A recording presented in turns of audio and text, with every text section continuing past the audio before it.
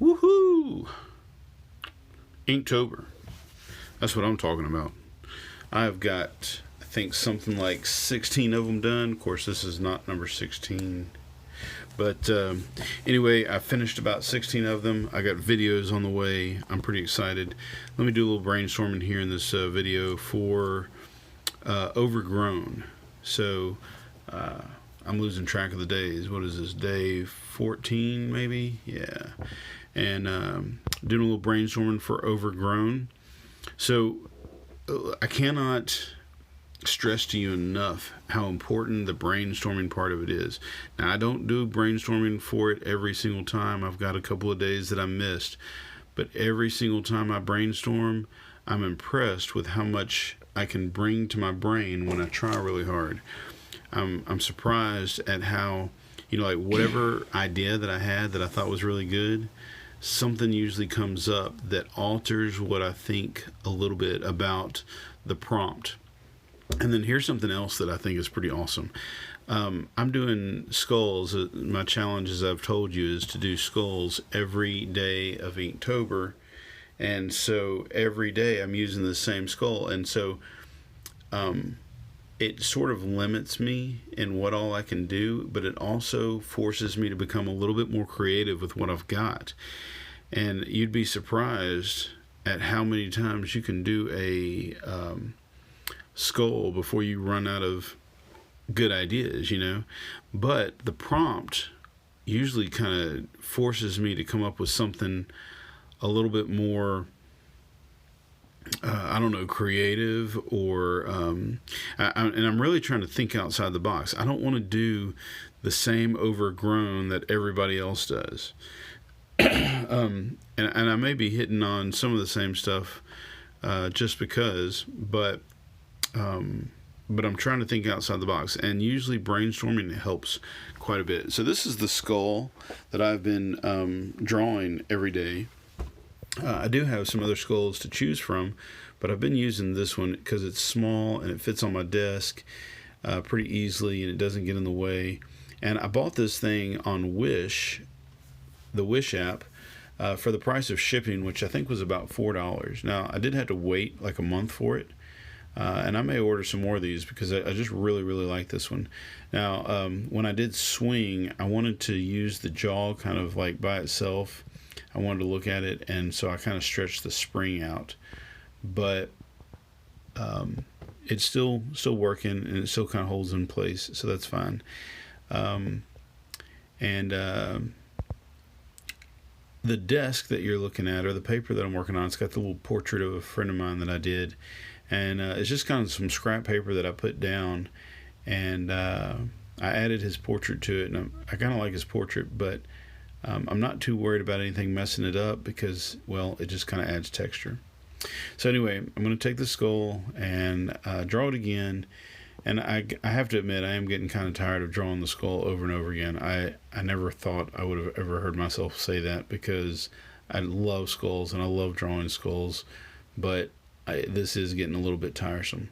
But that's okay because Inktober is about perseverance and about pushing yourself.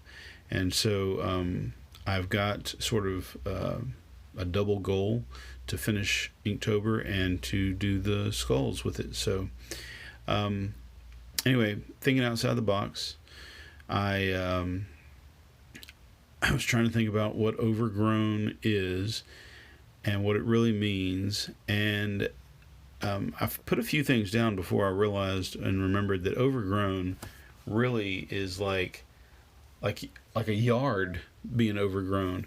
And in my yard, we have a lot of things that we call greenbrier or deer vine, and so I'm drawing deer vine or greenbrier, whatever you call it, and it probably has other names in other parts of the country.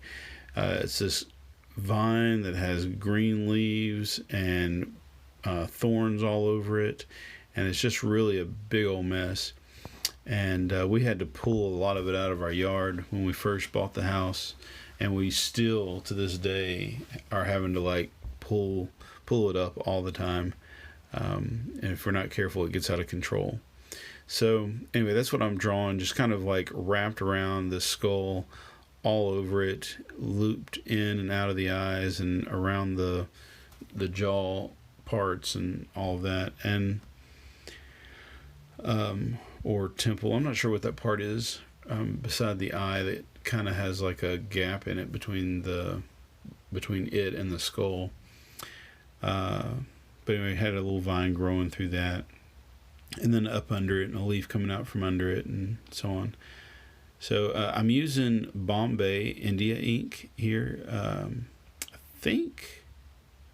don't know why, but I was thinking it was Liquitex, but I don't think it's Liquitex. I think it's Dr. P.H. Martin Bombay India ink. I actually saw some Liquitex at the store the other day, and I'm interested in getting that. I've bought, I don't know what the right way to say that is, but I've bought a bunch of ink lately. I got a bunch of FW stuff. In fact, I've got a little video that I'm going to show you later on, showing you all the different kind of inks that I got and some of the different stuff that I got to go with it, some pens, and anyway, so you can't have, I don't think for this, too many vines. I stopped too soon. I should have actually drawn a lot more and been a little bit more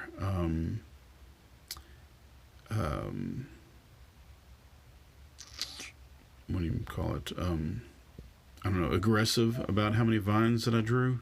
I really don't think I drew enough vines, because I mean, overgrown is, well, a lot of vines. But not only that, I have to be careful not to completely cover the skull. I want you to be able to see that there's a skull there, and so I didn't want to cover it up completely. But I also didn't want to just, draw one vine and a couple of leaves and that be it. So I guess I've got a good balance here. And then came the filling it in. Now, with this particular pen and this ink, you have to be careful, because the ink wets the paper down, and then the pen wants to like tear it. So I'll put in a few hatch marks here and a few hatch marks there, and then I'll come back to it again and work it a little bit more. See there, I darkened it a little bit more, but I have to let it dry a little bit so it doesn't tear the paper.